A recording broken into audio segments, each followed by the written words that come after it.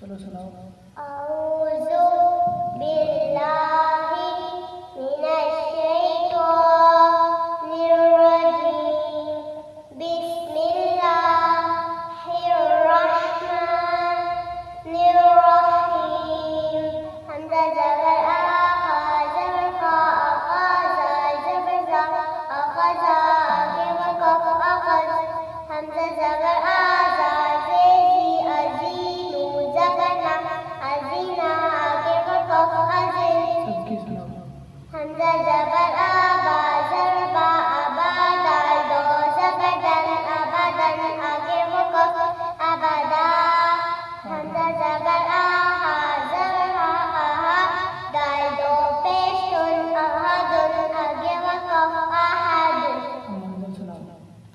سین زبر سا، سین زیر سی، سین پیش سو، سا سی سو، زا زبر زا، زا زیر زی، زا پیش زو، زا زی زو۔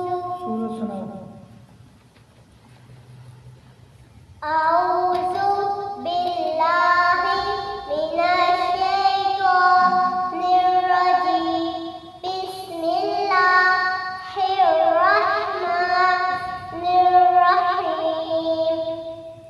سورۃ الناس مکیہ، بسم اللہ الرحمن الرحیم۔ قل اعوذ برب الناس، ملک الناس، الہ الناس، الہ الناس، إله الناس، من شر الوسواس الخناس، الذي يوسوس في صدور الناس من الجنة والناس۔ صدق الله العظيم۔ السلام علیکم ورحمۃ اللہ وبرکاتہ۔ آپ نے ویڈیو کے اندر دیکھا ہوگا کہ ایک چھوٹی سی بچی ہے جس کی عمر صرف 6 سال ہے، اور ماشاءاللہ نورانی قاعدہ کے اندر وہ کتنی اچھی طریقے سے پہلے اپنا سبق سناتی ہے، اس کے بعد سبکی سناتی ہے، اس کے بعد منزل سناتی ہے، اور اس کے بعد وہ سورۃ الناس سناتی ہے۔ اور الحمدللہ میرے پاس یہی ترتیب ہے، میرے پاس جو بھی بچیاں یا بچے پڑھتے ہیں میں نے ان کی یہی ترتیب بنائی ہوئی ہے۔ میں ان کا سبق بھی سنتا ہوں، سبکی بھی سنتا ہوں، منزل بھی سنتا ہوں، اور الحمدللہ اللہ تعالیٰ کی رضا کے لیے ان کو میں نورانی قاعدہ کے اندر بتاتا ہوں کہ اخفاء کہاں کرنا ہے، غنہ کہاں کرنا ہے، اور مد کہاں کرنا ہے، اور وقف کیسے ہوتا ہے اور کہاں کرنا ہے۔ پھر مجھے اس کا فائدہ یہ ہوتا ہے کہ جو بچہ ناظرہ پڑھتا ہے اس کو پتہ ہوتا ہے کہ میں نے کہاں اخفاء کرنا ہے، کہاں غنہ کرنا ہے، اور کہاں مد کرنا ہے، اور کہاں پر میں نے وقف کرنی ہے، کیونکہ نورانی قاعدہ بنیاد ہے۔ اگر بنیاد پکی ہوگی تب جا کے عمارت مضبوط بنے گی۔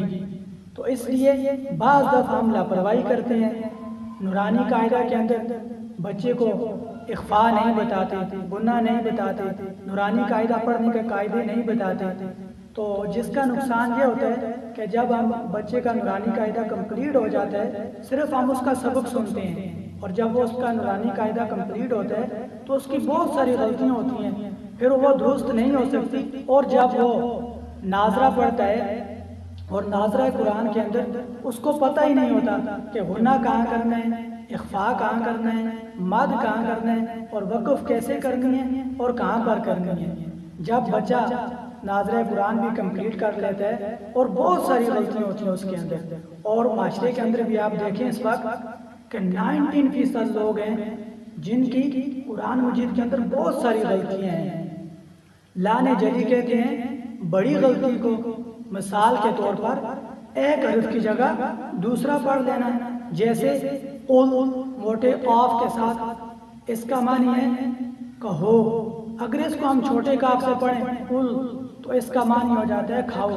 قل هو اللہ احد، ترجمہ کہو وہ اللہ ایک ہے، اور اگر ہم اس کو چھوٹے کاغذ سے پڑھیں قل هو اللہ احد توبہ نعوذ باللہ، اس کا ترجمانی بن جاتا ہے کھاؤ وہ اللہ ایک ہے، اور انسان کفر اور شرک تک پہنچ جاتا ہے۔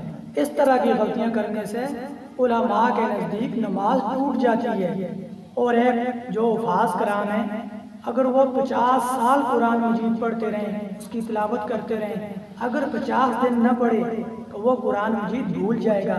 اور جب ایک عام شخص ہے، اگر وہ نورانی قاعدہ اچھے طریقے سے نہیں پڑھتا، اگر اس کو ہم ناظرہ قرآن اچھے طریقے سے نہیں پڑھاتے، ہم اس کو ناظرہ قرآن پڑھا کے بھیج دیتے ہیں، اس کی بہت ساری غلطیاں ہوتی ہیں، تو وہی بچہ جب 5 سے 6 سال گزر جاتے ہیں، اس کو بالکل قرآن مجید پڑھنا بھول جاتا ہے۔ اور یہ بچہ وہی ہوتا ہے جو ہمارے معاشرے کے اندر جب جوان ہوتا ہے تو جس طریقے سے ہم نے اس کو قرآن مجید پڑھایا ہے اسی طریقے سے پڑھے گا۔ ہمیں چاہیے کہ جو بچہ ہمارے پاس پڑھے، سب سے پہلے بنیاد جو ہے نورانی قاعدہ ہے، نورانی قاعدہ اس کو ہم اچھے طریقے سے پڑھائیں تجوید کے ساتھ۔ اس کے بعد ناظرہ قرآن اس کو بہترین کر کے پڑھائیں۔ اس کے علاوہ ہم اس کو چھوٹی 10 صورتیں بھی پڑھائیں، سورۃ یاسین بھی یاد کروائیں، سورۃ الملک بھی یاد کروائیں، اور اس کو سجدہ سہو کا طریقہ بھی بتائیں، نماز کے 100 مسائل بھی اس کو سمجھائیں۔ کیونکہ اگر آپ سوچیں یہی وہ بچہ ہے کل کو جو معاشرے کے اندر جب جوان ہوگا پھر یہ قرآن مجید کی تلاوت بھی کرے گا۔ اگر آپ نے اس کو محنت سے پڑھایا ہوگا تو وہ اچھے طریقے سے پڑھے گا، ورنہ وہ بہت زیادہ غلطیاں کرے گا۔ اور کتنی افسوس کی بات ہے، آج ہمارے معاشرے کے اندر بعض لوگ رکوع ٹھیک طریقے سے نہیں کرتے، بعض سجدہ صحیح طریقے سے نہیں کرتے، اور بعض قیام صحیح طریقے سے نہیں کرتے، بعض پاؤں اپنے صحیح طریقے سے برابر نہیں رکھتے۔ تو اس لیے ہمیں چاہیے، میں افسوس کر رہا ہوں، ہمیں چاہیے کہ ہم جب ہمارے پاس چھوٹی بچے پڑھنے آتے ہیں، جب وہ ہمارے پاس سے فاضل ہو کے جائیں، ان کو نماز اچھی طریقے سے پڑھنا آتی ہو، سجدہ سہو کا پتہ ہو، اور اس کے علاوہ اس کو مسنون دعائیں صحیح طریقے سے یاد ہو، ناظرہ قرآن اچھا پڑھنا جانتا ہو، نورانی قاعدے کا صحیح ماہر ہو، تو یہی بچہ کل کو جا کے اپنا مستقبل بنائے گا۔